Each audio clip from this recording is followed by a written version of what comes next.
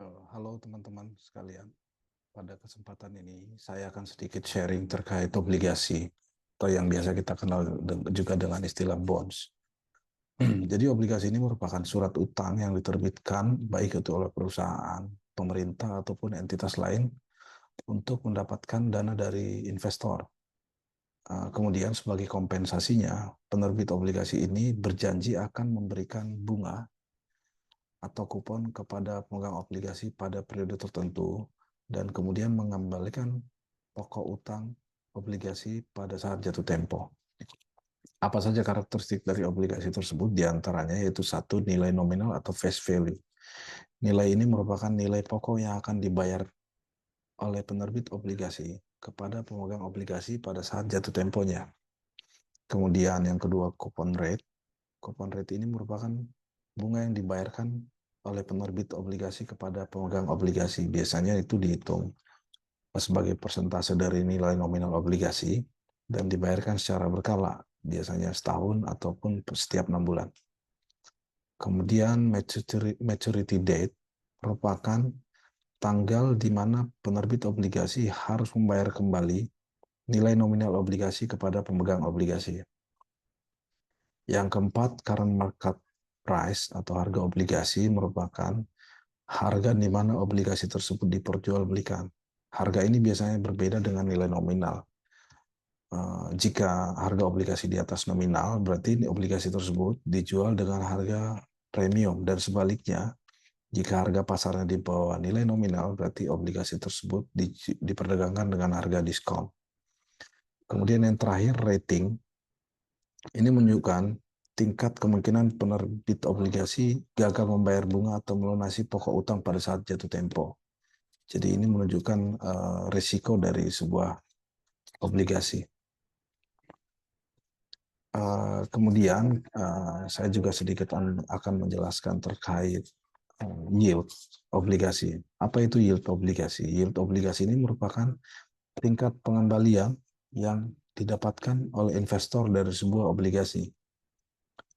Nah, untuk menghitung yield obligasi ini ada beberapa yang bisa digunakan, diantaranya itu coupon yield, yaitu dengan membandingkan antara tingkat kupon yang diperoleh dari sebuah obligasi dengan nilai nominalnya.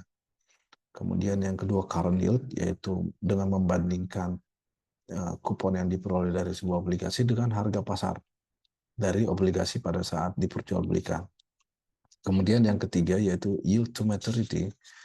Yield to maturity ini menunjukkan pengembalian yang akan diterima oleh pemegang obligasi jika pemegang obligasi tersebut memegang obligasi hingga tanggal jatuh tempo setelah memperhitungkan bunga dan harga belinya. Sebagai contoh, misalnya sebuah obligasi dengan face value 1 juta, kemudian harga pasar pada saat diperjualbelikan 950.000, dan tingkat kupon dari obligasi tersebut yaitu sebesar 60.000 per tahun atau 6%, dan jangka waktu obligasinya 3 tahun. Dari contoh tersebut, jika kita ingin menghitung berapa sih yield dari obligasi tersebut, contohnya kita ingin mengetahui kupon yield dari obligasi, maka kita akan membandingkan kupon paymentnya sebesar 60.000 terhadap face value-nya 1 juta, maka kupon yield dari obligasi tersebut sebesar 6%.